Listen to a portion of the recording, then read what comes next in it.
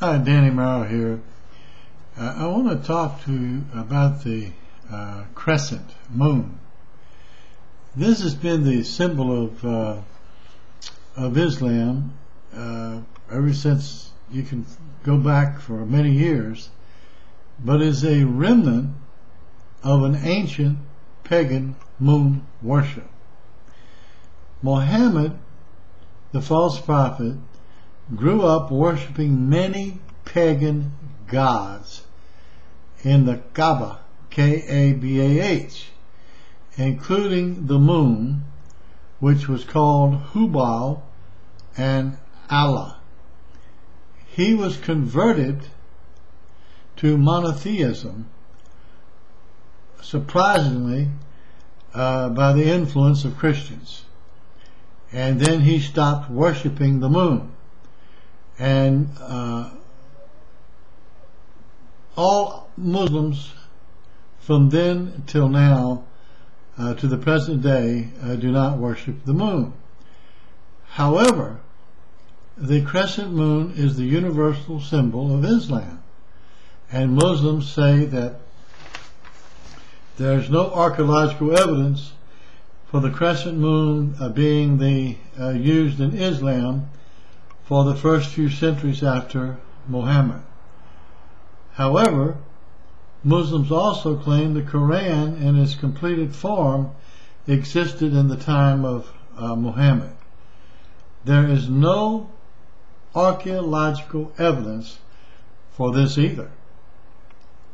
What can be sure of is the moon worship was prevalent in Arabia than any other part of the world, and that the symbol of the crescent moon has been used by Arab religions as far back in time as that of the Hebrew head of the Jewish race, Abraham. It is a falsification of history to stand and say there's no connection with the crescent moon symbol of pagan moon god worship in Islam. The fact is that Arab Muslim countries today use the crescent moon symbol on their flags, on their mosque, and the connection is so powerful that only a blind person would reject the connection. Sin, moon god, in 2100 BC. Sin, the moon god, was the chief place in the astro triad. Its other two members was Shamash, the sun, and Ishtar, the planet Venus. These were his children. It was in effect from the night that light emerged. In the physical aspect, Sin, who was venerated at Ur under the name of Nanar, was an old man with a long beard, and he normally wore a turban. Every evening he got into his bark, which to mortals appeared in the form of a brilliant crescent moon, and it went through the spaces of the sky, and some people believed the luminous crescent was Sin's weapon. But one day the crescent gave way to a disk which stood out in the sky like a crown. There could be no doubt this was the god's own crown, and then Sin was called Lord of the Diadem. And these successive stories and transformations led to Sin a certain mystery. For this reason, was considered to be the whole deep heart whose deep heart no God can penetrate. Sin was also full of wisdom.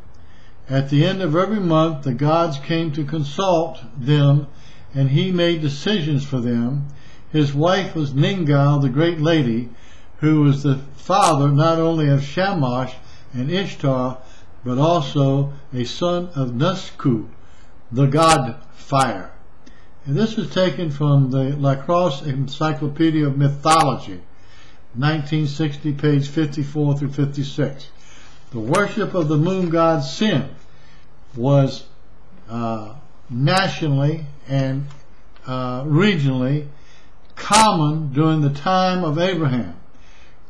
The Muslims claims Abraham was asked to leave Ur of the Chaldeans, where the moon god Sin was worshipped, and migrate to Canaan and worship Jehovah, the Ur of Chaldeans, in the religion of Babylon.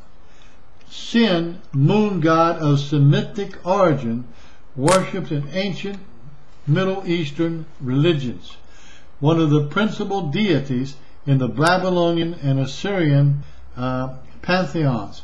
He was lord of the calendar and of wisdom. The chief center of his worship was at Haran and at Ur, where he was known as Nana. Encyclopedia.com, Sin, the Tower of Babel, in Genesis 10, may in fact have been a ziggurat. Nana was worshipped in the ziggurat of Ur. There was also a smaller temple for Ningal, the moon goddess. Nana was worshipped both by the high priest and priestesses. Great kings throughout history, from Sargon 26 BC to Nabonidus 550 BC, had their daughters officiate as high priestesses of Nannan at Ur. The tradition begins with the first dynasties of Ur around 3400 BC and continued through the fall of Ur around the time of Nabonidus, a period of some 3,000 years. As we shall see, the tradition continued for another 1700 years at Haran and still underlies the Islam of today. The Sumerians, in the first literate civilization, left thousands of clay tablets and describing their religious beliefs. As demonstrated by Joberg and Hall, the ancient Samaritans worshipped a moon god who was called by many different names.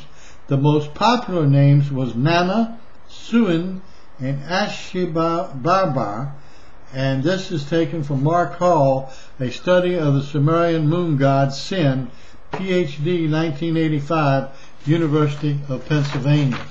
Ladies and gentlemen, we are talking, when you talk about Islam, you are mentioning the name Allah is connected to the pagan moon god. Thank you very much.